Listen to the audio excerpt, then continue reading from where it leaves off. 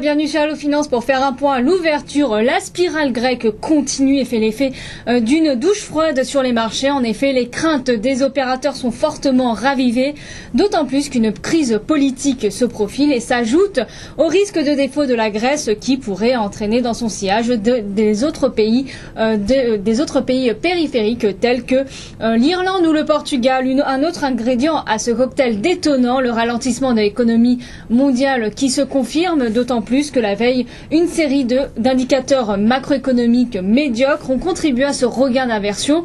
L'Empire State, par exemple, a décroché à 7,79, soit son plus bas niveau depuis novembre 2010, tandis que le secteur immobilier outre-Atlantique tarde à se redresser. Dans le sillage du net repli à Wall Street hier et en Asie ce matin, le CAC 40 ouvre dans le rouge vif sur une baisse de 0,88% et enfonce les 3800 points à 3774 points. Le programme du jour continue à 10h30 avec les ventes au détail de mai au Royaume-Uni, suivi d'une heure plus tard de l'indice des prix à la consommation de mai en zone euro. Aux États-Unis, les traditionnelles inscriptions hebdomadaires au chômage sont prévues à 14h30, en même temps que les mises en chantier de logements et de permis de construire en mai, et que la balance des comptes courants du premier trimestre. Aux États-Unis, l'indice de la Fed de Philadelphie pour le mois de juin sera dévoilé à 16h. Du côté des sociétés, EADS caracole en tête du CAC 40 sur un gain de 0,32% à 21,74 €.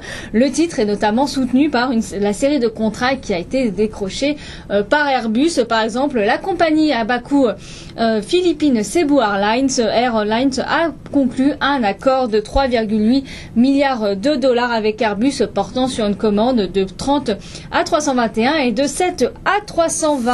GDF Suez suit EADS et fait de la résistance et gagne 0,33% à 24,04 €. Le groupe souhaiterait relever les tarifs du gaz destinés aux entreprises selon des informations du journal Les Échos. Hors CAC, Eurostick s'adjuge 0,56% en 33,99 €. Batipar, une holding familiale spécialisée dans l'immobilier, souhaite lancer une OPA donc sur Eurostick dans les prochaines semaines. Les bancaires sont en première ligne de ce massacre boursier suite à leur exposition à la dette grecque et à l'aggravation de cette dernière. Société Générale plonge de 3,83% à 37,29 €. Crédit Agricole décroche de 3,30% à 9,57 €. BNP Paribas de 2,84 à 49,84 € pour finir. Natixis qui redonne 2% à 3,43 €. Carrefour abandonne pour sa part de 59% à 28 €. Touron pénalisé par une note d'UBS qui passe à vendre contre neutre auparavant.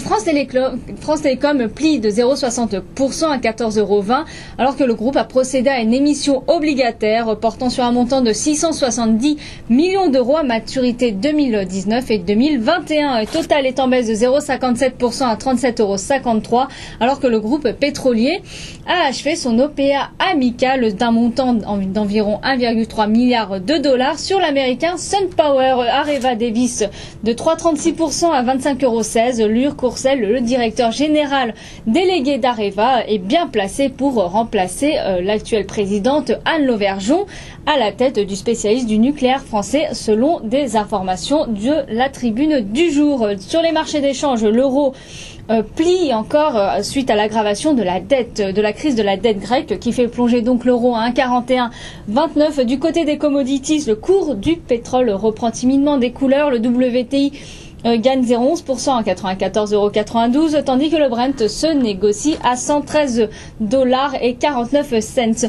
Le métal jaune est stable quant à lui à 1523 $ l'once. Voilà ce qu'on pouvait dire à l'ouverture. Merci et à très bientôt sur Allo Finance.